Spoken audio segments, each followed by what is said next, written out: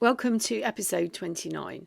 In this episode, I want to talk about the role that you played and also how you were duped and how the emotional abuser doesn't see people, they see objects. Back in I think it was about 2002, I was on a Reiki 1 course. This was the second time that I'd actually taken the course, and I wasn't supposed to be there as an attendee. I was actually helping out. So this was a different Reiki master. And it was somebody that I trained with my past life energetics, which is the basis really for some of my deep healing work, like the original wound. So I was invited to go along and I was invited to help out. And during the second day, I think it was, I was making up the numbers and we were just about to practice on each other when the Reiki master, Kim, said, if only you could see yourself in the way that other people see you. And she said, if only you could see yourself as your children see you. They see you as a queen. And there are moments that this statement comes flying back into my consciousness. And last week I did say that I had another podcast on grieving. This one was on grieving the person that created the original wound and grieving that relationship. But this one's really nudging me to record. So I'm going to leave that one for a week or two while I process how to put the information out and how to help you through that process. Because it's actually going to be quite challenging because it's going to challenge your thought process and everything that you may have thought was true, in a similar way to the relationship you questioned with the emotional abuser. As I said, this one's been poking at me to record for a few weeks now. Welcome to the MINDFUCKERY Podcast. I'm your host, Elizabeth, author of Finding Lily and the A to Z of Emotional Abuse. I'm here to remind you that love should be unconditional. Divorcing emotionally is life-changing, and that you have a duty of care to yourself. Each week, I will discuss some of the terms you may hear along this journey, and I will help you understand and process what's happening. I will help you find the best habits as you start to take back the control of your own life and learn the tools to heal on a deeper level, becoming the best version of yourself. I often talk about the roles that various people have in the abuser's life, and I use the chess pieces to help you understand that. I talk about children being pawns, like the lowest value on the board, and their role in the abuser's life is to fill a hole. It might be to make the abuser look good, or as they can claim, bragging rights. And just like the game of chess, each piece has a value. So let me read this out from chess.com. And this did make me giggle. And perhaps you'll see where I'm going with this. So a pawn is worth 1 point. A knight or bishop is worth 3 points. A rook is worth 5 points. And a queen is worth 9 points. The king is the only piece that doesn't have a point value. I think I've got a YouTube video on something very similar to this, which I'll link in the description box. So, as I said, pawn is a child. They also might be someone that they interact with at the supermarket or the post office. The knight and the bishop would be more permanent people in their lives. So perhaps they work with these people or they see them on a regular basis.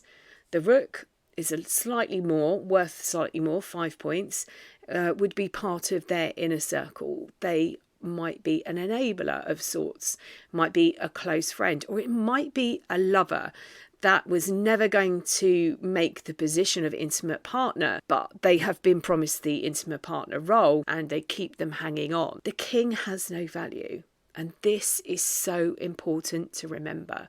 And you will have played the role of queen, and this might be not the role that you actually have at the moment. You might have been moved down to the position of rook if you're still in contact with them. It might be that you're a knight or bishop. The queen has the highest value on the board. And I'm going to repeat that so it sinks in. The queen, the role that you played, has the highest value on the board. Would you Adam and Eve it? And for those who don't understand Cockney slang, would you believe it? So I'm now going to go back to that statement that I heard back in 2002. I'm really struggling to say 2002 because of the 2022. I don't know what is wrong with 2002. I look at it and I want to say 20, and then I go, where do I go with the 02? Anyway, so the statement I heard in 2002, if only you could see yourself in the way that other people saw you. And that isn't just for me, that's for everybody. That statement was given to me as a gift, and I kept losing that gift. I kept misplacing it. Like sometimes I misplace my keys. I can't find my purse, or I put it somewhere safe and then I can't remember. Or gifts, that's another one I do it with. So if only you could see yourself in the way that other people see you. That is a gift. That statement is a gift, because the abuser saw you. They take that role, that position, they claim to be king, to be the most powerful piece on the board. But reality is that they're not. The king is only allowed to move one square at a time. It's a very slow process. But whilst this is happening, he's under attack from all those around him. And I say him, it actually could be a woman claiming that she has the most powerful role. Whereas the Queen can move in any direction.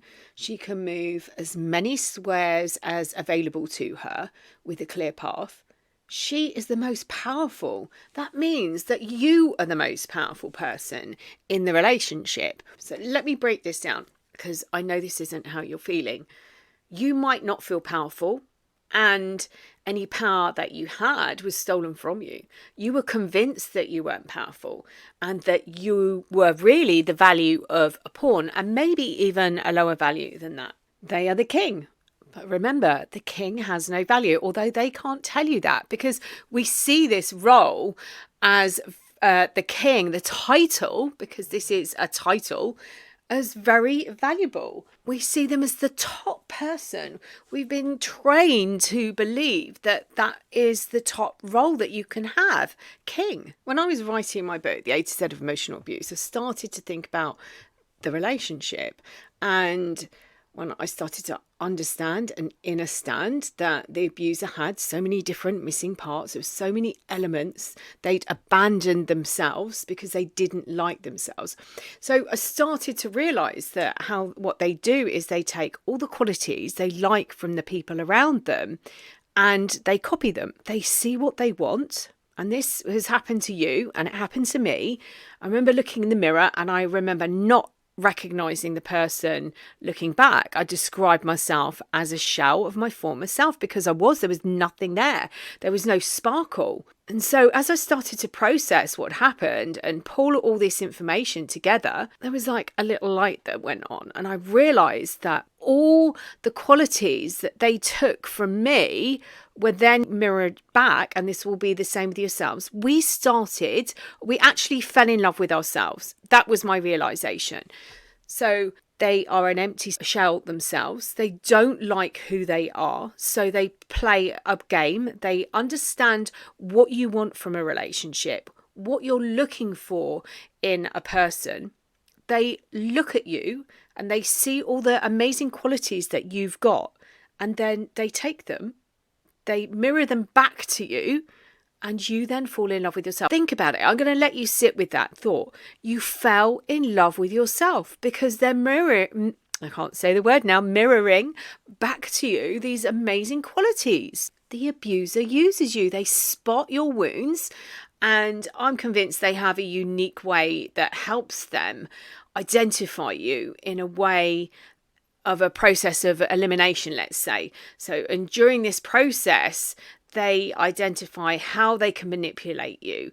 They are also processing what you're worth to them, as in the pieces in the chessboard, whether you might be a rook at 5. And they realise that actually what you can do for them is better than what their intimate partner, who is their queen at that point, and they'll knock her off the board and they will then instate you as a queen. And this is how they work. They have got this process. I've also got another YouTube video about ROI, return on investment. So what they put into the relationship versus what they get out, because they've got a process of working this out. And it's during the idealization stage that they've identified how they can manipulate you, they're processing what you're worth to them. And also during this time, they are realizing your uniqueness, they're taking it, they're mimicking it, and they are then mirroring it back to you. Just because something is empty, it doesn't mean it can't be replenished. So if you look at Chernobyl, where there was this mass explosion in the 80s, and the way that Mother Nature has reclaimed that area, and over the last few years, animals have started to move back. It might be that you've seen buildings that have become derelict and seen how Mother Nature reclaims them. You can do the same with yourself. You are the queen. You are the most powerful piece on the board. You just didn't realise that. You were convinced that you were damaged or broken. You were tricked into handing over your power because you are the most powerful piece on the board. The king is the only piece on the board that has no value. It moves slowly. And the aim of everyone is to capture the king to win. The abuser actually feels worthless. They're empty inside. They have a very fragile sense of self. They wear masks, pretending to be people that they're not. So if only you could see yourself in the way that other people see you. I promise you this is the start of a very beautiful journey. And it might feel painful. It might be messy at times. But looking back in the mirror and seeing someone staring back at you that you recognise from deep within your soul, and giving yourself permission to be the person that you were born to be. And not from a point of view of wearing a mask, but who you actually are. Not the person you've been hiding, not the person that you have kept in a box because everybody wants you to behave in a certain way. Because fear of being kicked out of the tribe that we're in for being us and unique is huge. You wouldn't survive on your own in the wilderness, but truly step into your power and claim your sovereignty. You can change your life. This, for me, is something that I believe happened for a reason. I really, truly believe these relationships happen as a waking up, a spiritual awakening, whatever type of awakening that resonates with you.